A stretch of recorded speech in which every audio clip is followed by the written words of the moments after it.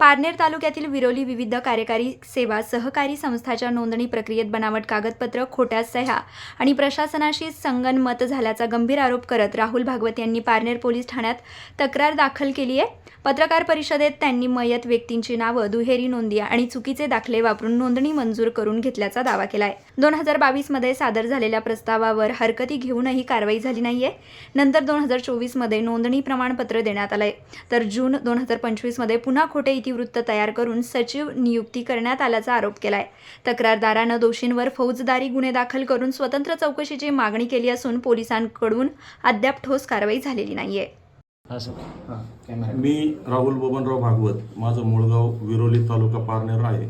त्या ठिकाणी आमच्या गावामधील इसम विश्वास भागाजी रोखले आणि त्याला सहकार्य करणारे उत्तम सभाजी गाडगे असतील, भाऊसाहेब सदाशिव गाडगे, परत जिल्हा बँकेचे संचालक प्रशांत गायकवाड, जिल्हा बँकेचे कर्मचारी इंद्रभान हरिभाऊ शेळके, या सर्व मंडळींनी मिळून आमच्या विरोली गावामध्ये शेतकरी हितासाठी असणारी विविध कार्यकारी सेवा सोसायटी बनवण्याचा प्रयत्न सुरू केला होता। परंतु तो प्रयत्न करत असताना त्यांनी संपूर्ण गावातील शेतकऱ्यांच्या खोट्या सह्या केल्या, मयत असलेल्या व्यक्तींच्या खोट्या सह्या केल्या, जे लोक उच्च शिक्षित आहेत त्यांचे अंगठे त्याच्यामध्ये मारले।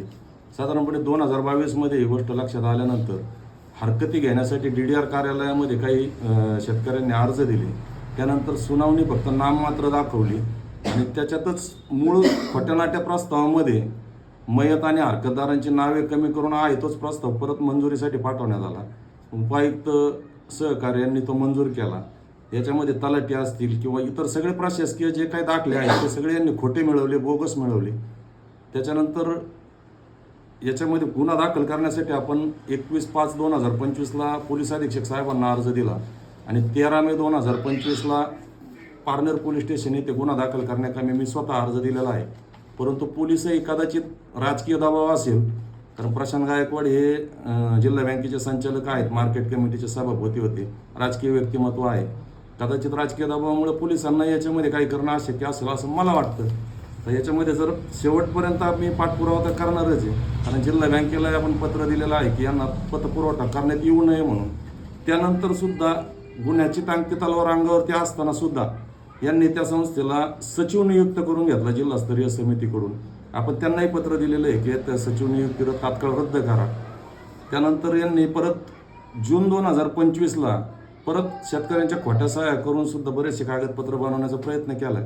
आता माझी तुमच्या माध्यमातून एक विनंती की पोलिसांनी योग्य तो तपास करून गुन्हा दाखल करावा ही अपेक्षा आहे। नाही केला तर विश्वास भागाजी रोखले, उत्तम सभाजी गाडगे, भाऊसाहेब सदाशिव गाडगे, इंद्रभान हरिभाऊ शेळके आणि जिल्हा बँकेचे संचालक प्रशांत गायकवाड यांच्या विरुद्ध मी मान्य न्यायालयाकडे खाजगी कंप्लेंट दाखल करून जोपर्यंत यांना यांच्या कर्तृत्वाची शिक्षा मिळत नाही तोपर्यंत मी पाठपुरावा थांबवणार नाही।